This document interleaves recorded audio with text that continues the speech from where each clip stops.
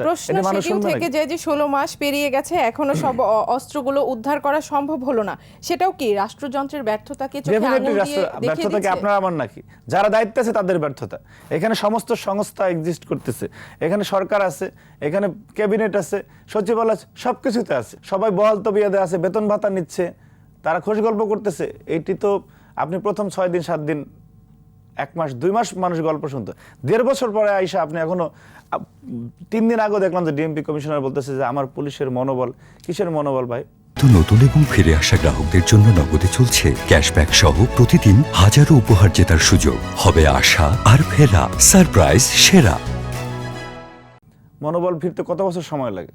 সুতরাং এই গল্প করা যাবে না।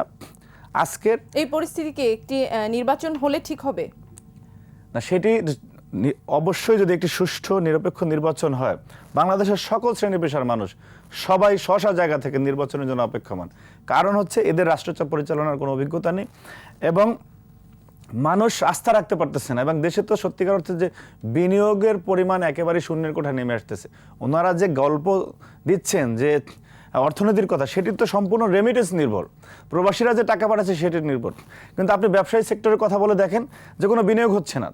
তারা সবাই একটা নির্বাচিত সরকার অপেক্ষা করতেছে, অথচ এটা যে কতটা গুরুত্বপূর্ণ এখন বাংলাদেশের জন্য সে আলাপ আমরা যখনই করেছি তখনই যে বিএনপি নির্বাচন চায়, সংস্কার চায় না, এই চায় না, সেই চায় না, এইসব কথা বলে যারা নির্বাচনকে বিলম্বিত করেছে তারা নিজেরা উপলব্ধি করতেছে যে না, আজকে নির্বাচন কতটা দরকার।